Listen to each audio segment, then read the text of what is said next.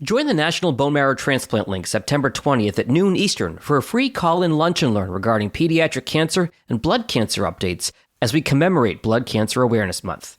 We'll focus on supportive, patient-centered care, collaboration, and innovative ways to serve pediatric patients and their families, as well as new treatments which will help lower the risk of graft versus host disease, or GVHD. To sign up for free, visit nbmtlink.org or visit the link in our show notes.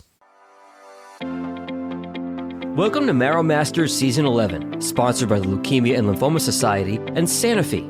The National Bone Marrow Transplant Link, established in 1992, strives to help patients, caregivers, and families cope with the psychosocial challenges of bone marrow and stem cell transplant from diagnosis through survivorship.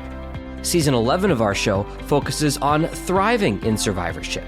Here's your host, Executive Director of the NBMT Link, Peggy Burkhart.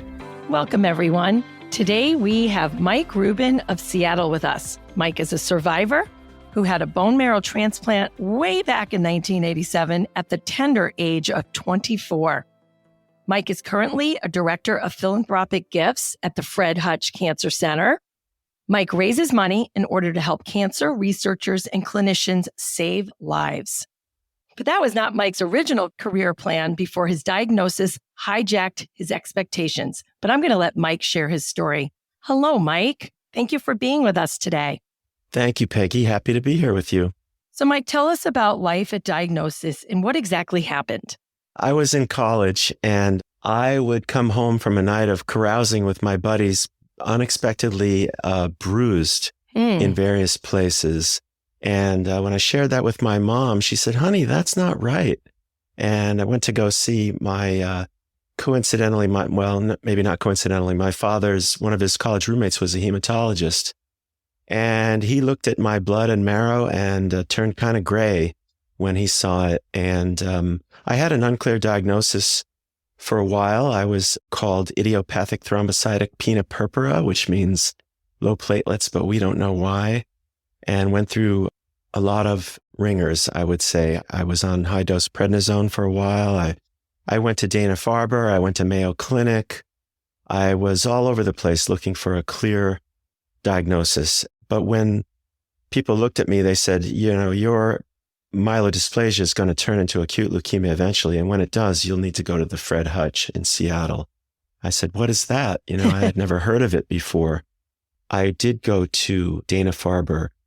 But when it came time for treatment, while they were doing bone marrow transplantation, they had far fewer beds. The Hutch had 60 beds because the Hutch had pioneered the treatment. And I wanted to go to the best place that had the most experience, and the Hutch was the pioneer of the treatment. And they did have far more treatment beds than the few other cancer centers in the country at the time. And again, this was decades ago. So we're talking about the late 80s? Mid 80s. Actually, ultimately I was treated in 87. But when I was clarifying my diagnosis and going to those other cancer centers in the country, it was around 1985. And I'll tell you another thing about myelodysplasia. When I finally did come to the Hutch for treatment, I asked the question that everybody asks their doctor: "What are my odds?" And they said something both frightening and comforting at the same time. They said, "We've done 9 with your disease. 8 are still alive." Wow. That's powerful. When I was at Dana-Farber in Boston, sure enough, they asked to do another marrow aspiration, and, they're pretty painful. And I said, "Really? I just had one 3 months ago." And they said, "If you want us to give our best view of what's going on, we need to see today." So I did that, and sure enough, my blasts had increased, and I was turning from myelodysplasia to AML. And 2 weeks later, I was in Seattle because I had already been worked up, and my sister was already typed. At that time, we were only looking at 5 HLA antigens, so she was a 4 out of 5 match, and I was lucky for that. I know you have a really close family, and we're going to talk some more about that soon, your incredible support system. But let's talk about your career a little more first. Well, you want to know, my very first job was fixing roller skates at a roller rink in high school and taking out trash and mopping floors. But I had done some production work in commercial film, freelance. And then after college, I got into advertising. I wanted one of those Mad Men advertising jobs, but couldn't get one right off the bat. So took a job in Yellow Page advertising. And then 6 or 8 months later, landed my kind of what I thought was my dream job in account services at a big firm in New York City, and started, learning and developing as an ad exec. But then, as I mentioned, my disease progressed. I pulled up my roots. I went out to Seattle. So I had that experience in Seattle of about 3.5 months of being treated. My patient family conference, my first conference, was on a Friday, the 13th of March. My transplant day 0 was on April Fool's Day, and that's no joke. Oh, wow. And I was released from Seattle to go back to New York City one day shy of Independence Day, July 3rd, 1987. I was told not to work for a year, but after about 6 months, I was going kind of crazy. And I did start working back in my freelance commercial film.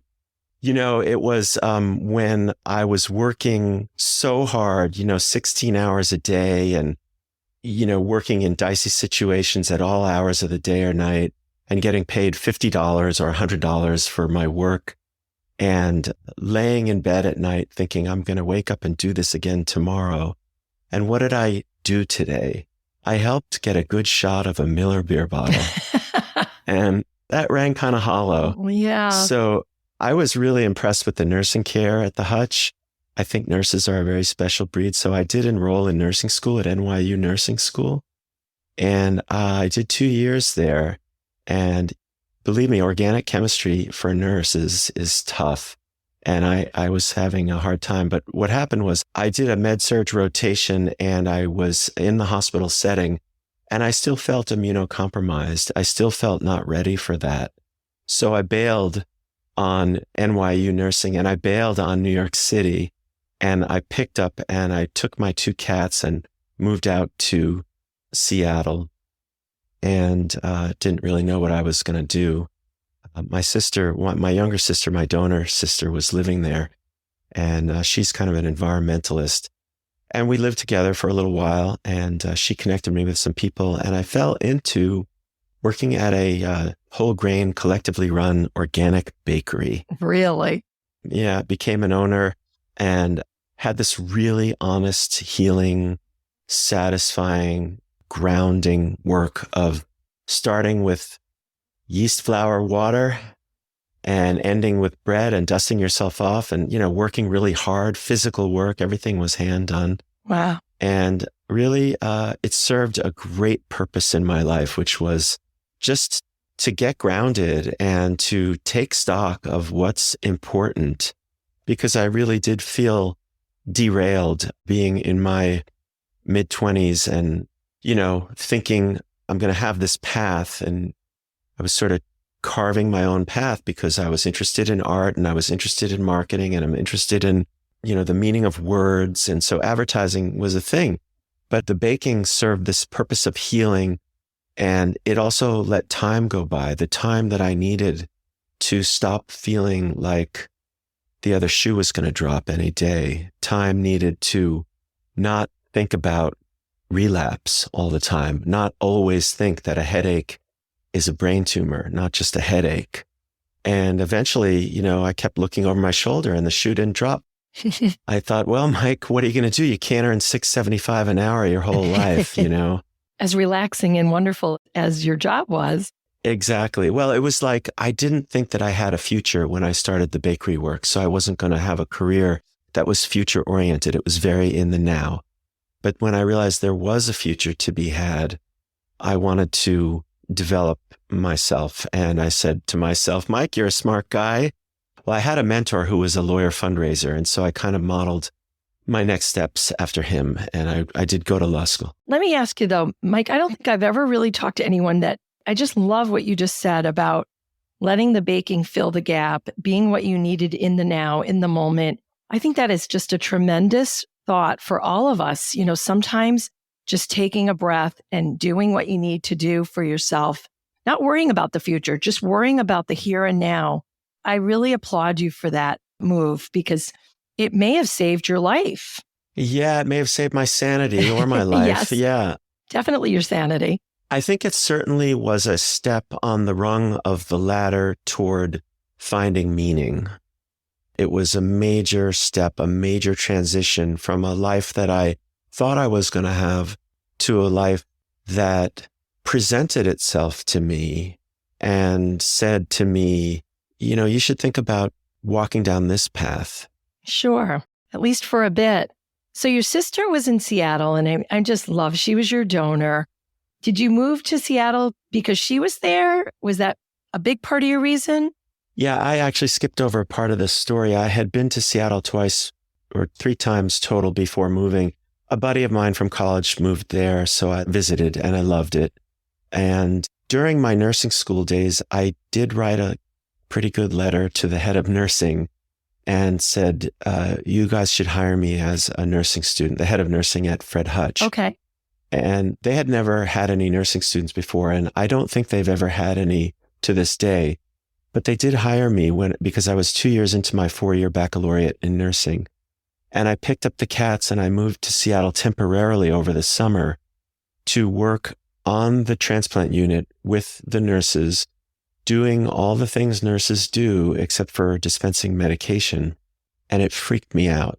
It really freaked me out. Really? Well, I felt like the responsibility to the patients was so great. Mm-hmm. And I remember changing someone's line, their IV line, and, the need to keep it sterile had been so drummed into my head, both as a patient and as a nursing student, that my hands were just shaking. Mm-hmm. And honestly, seeing people in relapse scared me too, because at that time I was only 3 years out and I was still in that headspace of, am I really better? Sure. So I had been to Seattle, but I loved Seattle, but I felt like New York was very stressful. I was raised in the suburbs, but I lived about 5 years in New York City doing the advertising thing and the film production thing. And I felt like every time I left my apartment, I had to be on. I had to be ready for anything.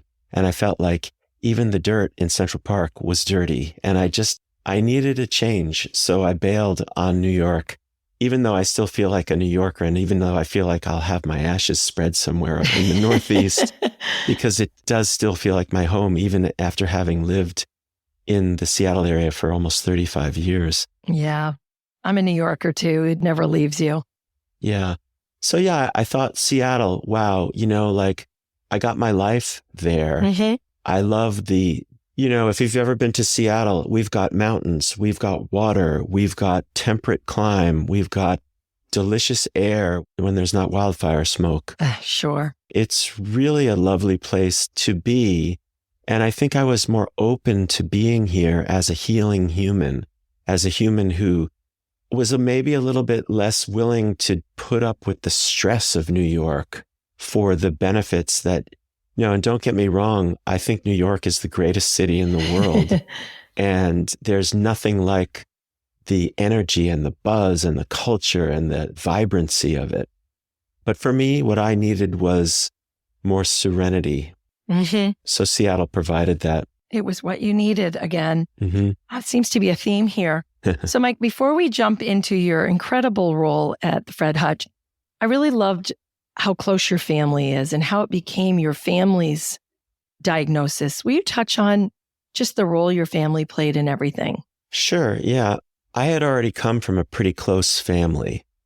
Kind of typical sort of Malcolm Gladwell outliers kind of family situation.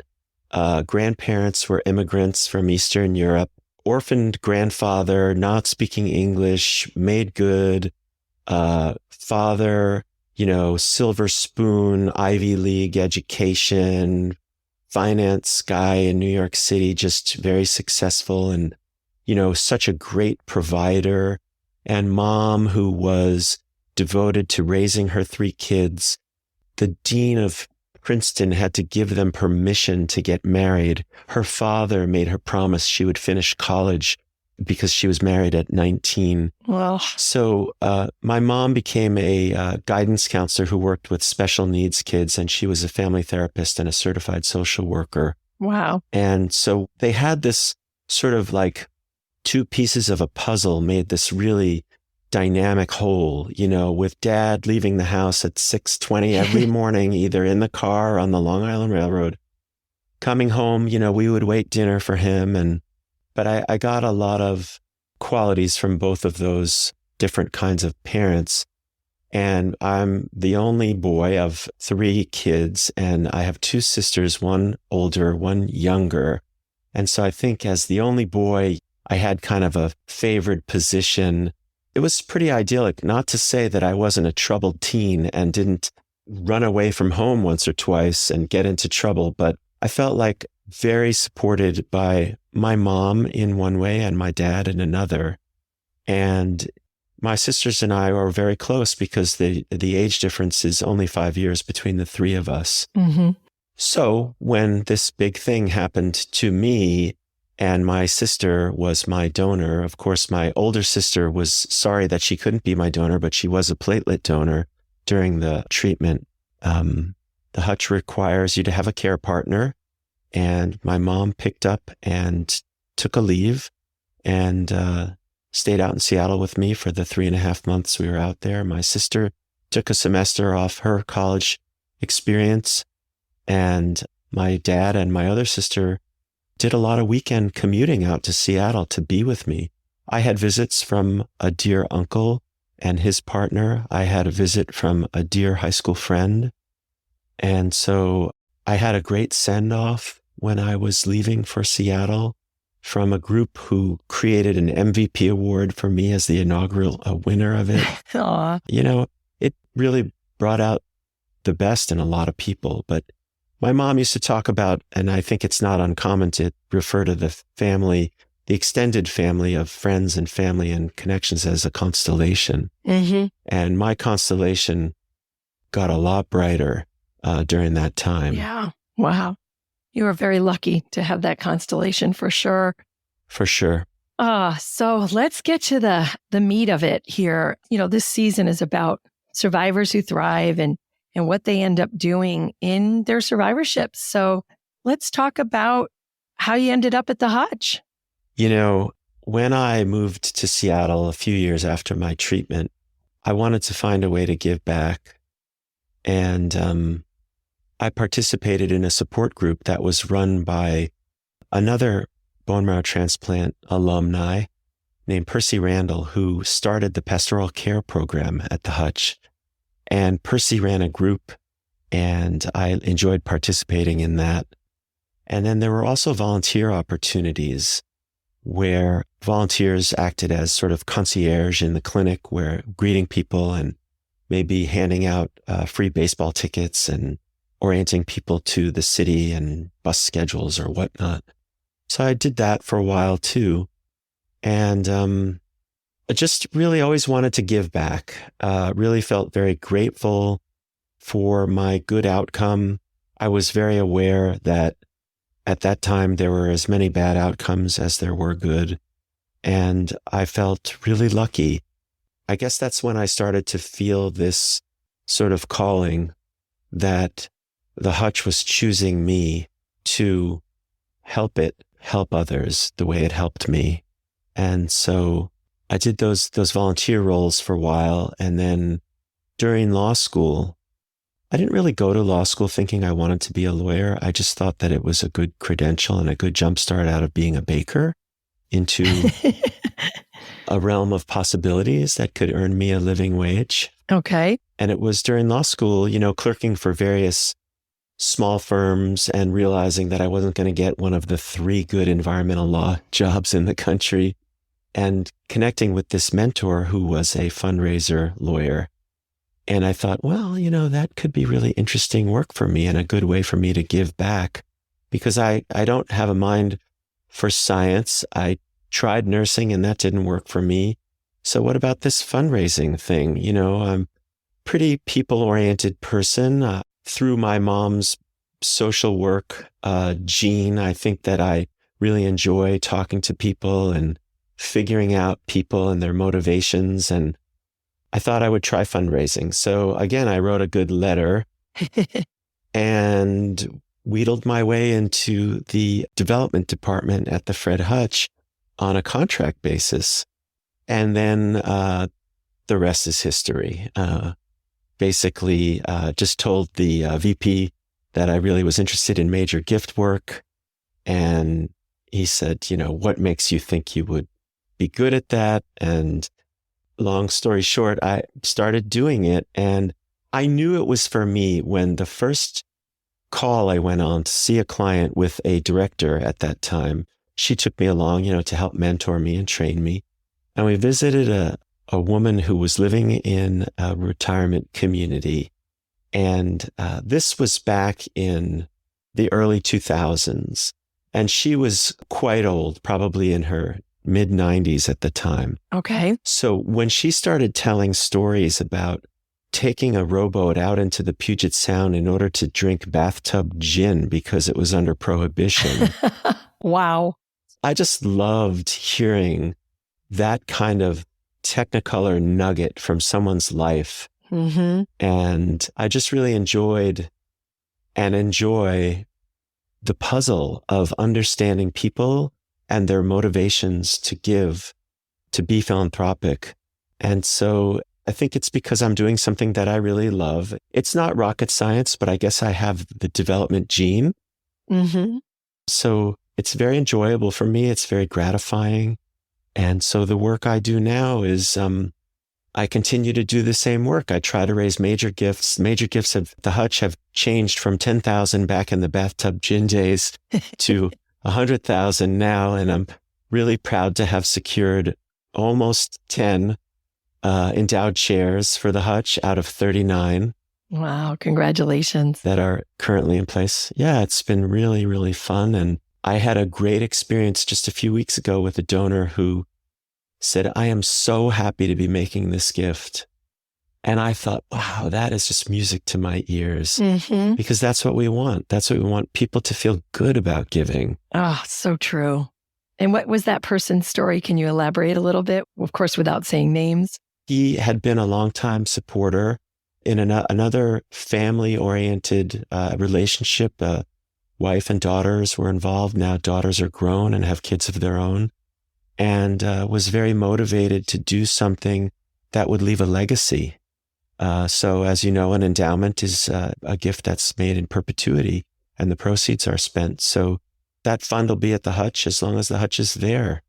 So I was really honored to help them create that legacy that the grandkids and their kids will, tell their kids about. Oh, for sure. Working at the Hutch is very different from what I thought I would be doing, right? When I was working in New York City and going down this path toward this job that I thought really would suit me, because I am very interested in art and I am really interested in what motivates people. But then came this major hiccup in my life, this derailment. And here I am, I would say, pretty successful in doing what I'm doing, raising money for the Hutch, very gratified doing it, but also feeling like, what if this had not happened to me? Would I be living in New York City, working in advertising? I don't know. And there is some wonderment and regret not ever being able to know what life would have been like, because there is a little bit of feeling sorry for having to have gone through this thing of bone marrow transplant and suffering the repercussions of the treatment, both physical and emotional. But I think that was a small price to pay for the gift of resiliency and the gift of being able to see the other side of the coin. Because for every time that I am worrisome about a pain in my knee or a headache or whatever it is that's ailing me, I'm able to bring it back and say, I have a lot to be grateful for, and things could have been so much worse. A tree branches, right? And you take one branch, you can't take both branches. and you go further and further out to the leaves as your life goes on. Mm-hmm. As much as we'd like to crawl back into the root ball sometimes, the metaphoric tree womb, it's just not possible. So that's something that I grapple with, Mm-hmm. and it's something I wonder about, but I have no regrets at all. Good. And that's really honest, Mike. I love how authentic you are about this subject, because you'll never know, what your life would have been, but you take what you're given and look what you've done. I do want to ask you a question. If you could give us an example of what the Fred Hutch does. We know they're just a top-notch center. They're just incredible people. We work with them. Could you give us an example of improved treatments or outcomes because of the funding? Yeah. Well, there's so much to say here. As a layperson, first I'll tell you what I think is so cool is that when I was treated, most people were inpatients. Like I was an inpatient for 35 days. Mm-hmm. And a problem was infection, viral infection, bacterial infection was killing a lot of people who were immunocompromised. And I heard a story recently told by Fred Applebaum, who wrote the book Living Medicine. I can't remember the name of the researcher, but there was somebody who said, well, if CMV is killing 15% of our patients and they're getting it from blood products, how about we screen the blood products for CMV? And survival increased by 15%. Wow. Right? So this is, again, just me. I'm not a scientist, but I did know Don Thomas, the father of bone marrow transplant. And Don was known to have said, there are no breakthroughs in medical science, only incremental progress. And I think that's a good example of, well, some might think that's a breakthrough, but I think of that as incremental progress. Let's see, I'm trying to just sort back to your question. Bone marrow transplant was the first example of immunotherapy. It's not just chemo and radiation that kills your cancer. It's your graft. Mm-hmm. And in my case, it's my sister's stronger, less diseased immune system, bone marrow and immune system that mopped up my residual disease and keeps it at bay. So the Hutch took that learning and started to develop what we know of as immunotherapies, right? CAR T cells. Mm-hmm. And that's been very successful. And now we have immunotherapy therapeutics that are very successful because they're effective and less toxic than, the sledgehammer of total body radiation and chemotherapy.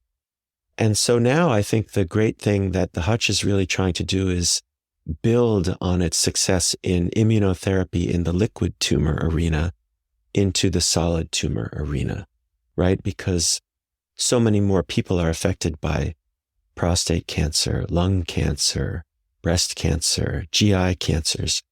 But those are a little harder to get to when it comes to immunotherapies.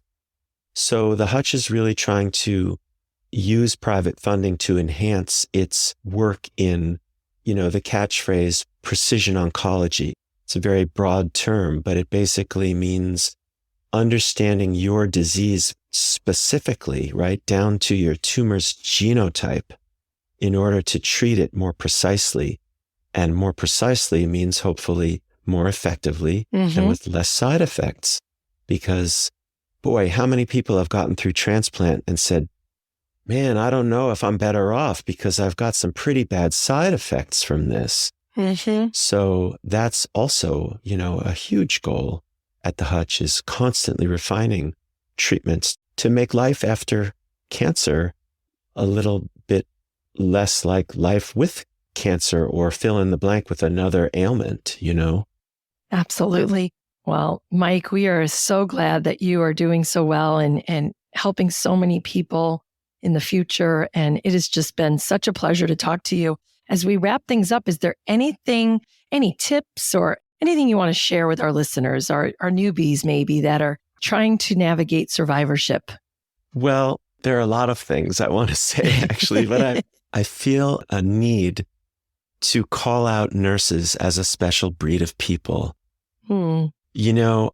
Most people, when they're sick or when they're hospitalized, it's not really a long-term thing, but I got to know my nurses really well because they were there with me 24/7. And to this day, I keep in touch with 4 of the nurses that took care of me. And believe me, I have a lot of respect for the physician scientists who developed the treatment and monitored me and decide how to treat me. But those nurses, it's a level of intimacy and care that's just so special. I guess I also wanted to say that what's really developed in me is this appreciation for human connection. I think that humans are social animals, and sometimes it's hard. I remember, feeling really bad, feeling really lousy during my treatment and soon after during my recovery. And I think it's really important to allow yourself to connect with other people, within the safety guidelines of whatever you need to do, masking or whatever. But it's not been all rainbows and unicorns and sunshine. Would I do it again? Yes, absolutely. Am I grateful? No doubt. And I was able to become a father because of my bone marrow transplant. Luckily, I banked sperm before my treatment. And Well, good for you. yeah, I have a reason to be right now. And her name is Mallory, and she's turning 23 in about a month's time. So Oh, that's awesome. I have a 23-year-old also. Yeah, that's a great age. Oh, I'm sure she's the light of your life. absolutely. No. So yeah, I would just encourage people to connect with people and exercise because it's medicine, and don't be afraid to ask for help. And I think of my therapist as just one of my other doctors because I have probably 10 doctors in various areas, and just very helpful, and just always do things that support your well-being. Oh, and I'm really glad you mentioned the therapist because we have to make people realize that's okay. And that's actually so healthy and so good to have that person that you can talk to. And oh, Mike, this is going to help so many people. And I just want to thank you for your time today. You're most welcome. Happy to do it. This has been the Marrow Masters podcast. If you know someone who would benefit from the information in our show, please share this episode with them. And don't miss future episodes of our show. Follow Marrow Masters on Apple Podcasts, Spotify, YouTube, or wherever you're listening right now. And to connect with the National Bone Marrow Transplant Link, visit nbmtlink.org or follow the link in our show notes.